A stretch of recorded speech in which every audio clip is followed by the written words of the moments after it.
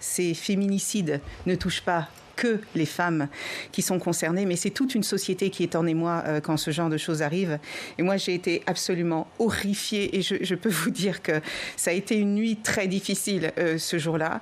Et évidemment, la première question qu'on se pose, c'est comment se fait-il qu'après tout ce qui a été mis en place depuis ces 3 dernières années, notamment les 46 mesures du Grenelle sur lesquelles nous nous sommes battus avec les associations au quotidien, on en arrive encore à ce genre de situation. Les bracelets anti-rapprochement ont été déployés, les ordonnances de déploiement ont été démultipliées, les téléphones grave danger ont été démultipliés, les policiers ont été formés, les magistrats sont complètement mobilisés sur ces questions. Comment est-ce qu'on en est arrivé là ? La première chose qui s'est passée, c'est que lorsque cet assassin a été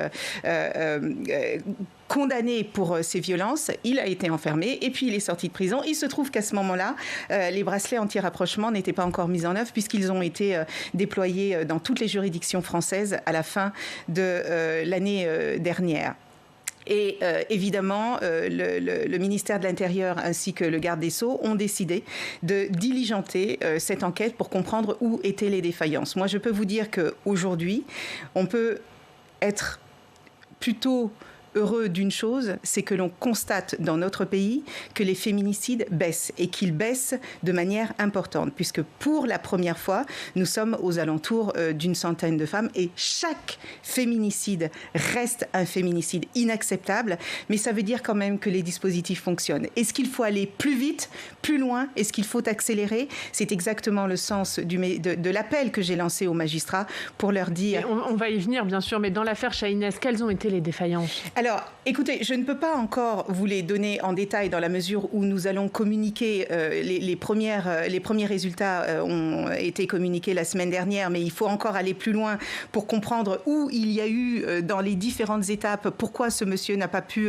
être trouvé plus rapidement, pourquoi est-ce qu'il avait une arme, ça on le sait par exemple, parce qu'aujourd'hui la saisie des armes se fait dans les appartements, dans les foyers, et il se trouve que ces armes étaient non seulement pas déclarées, mais qu'elles étaient dans les différents véhicules dont il disposait. Donc, encore une fois, je le dis et j'insiste, même si ça peut être difficile à entendre, parce qu'au bout du compte, une personne est décédée, mais les dispositifs aujourd'hui sont en place. Aujourd'hui, ils fonctionnent. C'est ce que les associations nous disent. Est-ce qu'il faut aller plus loin ? Toujours, la preuve. Et là, en l'occurrence, ils n'ont pas fonctionné. Donc, le 10 juin prochain, nous communiquerons officiellement sur tout ce qui a pu dysfonctionner et surtout, nous allons voir ce qu'il faut mettre en place pour que ça fonctionne beaucoup mieux et que ce genre de situation ne se reproduise jamais. Comment vous expliquez qu'en Espagne, après 3 grandes manifestations et un train de mesures, ils y soient arrivés très vite et qu'en France, on n'y arrive pas, alors qu'on en fait plus ? Alors, on ne peut pas dire qu'en France, on n'y arrive pas. Vous savez, j'ai échangé avec mon homologue parce que l'Espagne, vous avez raison de le mentionner, est le pays le plus emblématique sur ces questions puisqu'ils ont commencé dès 2003. Nous avons commencé en 2017. Donc, ça fait quand même une différence. Il a fallu attendre que ce soit la grande cause du quinquennat pour que, enfin, nous ayons ce Grenelle des violences conjugales qui a embarqué 15 ministres, parce que vous imaginez bien que c'est un travail interministériel qui doit être fait. Et mon homologue espagnol me disait que le décollage des bracelets anti-rapprochement avait pris 3 ans. Donc, dans les premiers mois, ça a été 50. Ensuite, ils sont passés à 80. Ensuite, ils sont passés à 150. Nous en sommes à 6 mois de mise en œuvre de cet outil. Et avec un chiffre assez édifiant quand même. Il y a 1000 bracelets anti-rapprochement existants. Il y en a seulement 45 qui sont utilisés. Comment vous allez faire ça? Un peu plus. Il y en a 76. Il y en a 76. Et c'est aussi la raison pour laquelle Éric Dupond-Moretti a indiqué qu'il allait lancer à nouveau une circulaire pour rappeler que ces bracelets doivent être absolument utilisés par les magistrats.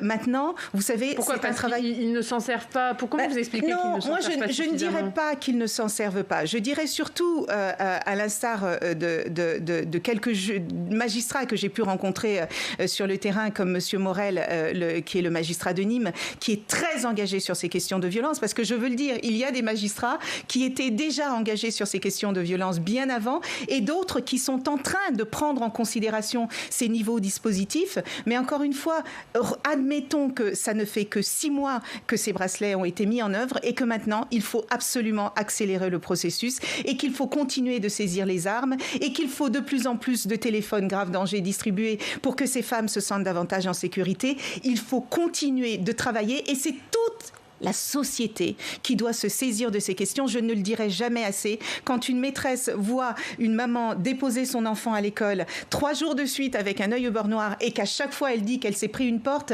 non, à un moment donné, il y a quelque chose qui dysfonctionne. Quand des voisins entendent une femme qui se fait tabasser et qui disent « Non, c'est pas mes affaires, c'est parce que c'est de la sphère privée », non, ça n'est pas vrai. Parce qu'on peut sauver des vies en dénonçant ces agressions. Parce qu'aujourd'hui, nous avons encore 220 000 femmes qui disent être victimes de violences, sans parler de celles qui ne le sont pas. Je veux dire à ces femmes que nous sommes là, qu'avec les associations, nous les écouterons, nous les accompagnerons et qu'il faut continuer de déposer plainte et ne pas prendre un seul cas pour dire que tout ce processus extrêmement important qui a été mis en place ne fonctionne pas, parce que c'est faux. Ça fonctionne dans la plupart des temps. Et il y a des cas, malheureusement, comme celui-là, qui nous rappellent que le travail est encore extrêmement important. Et justement, pour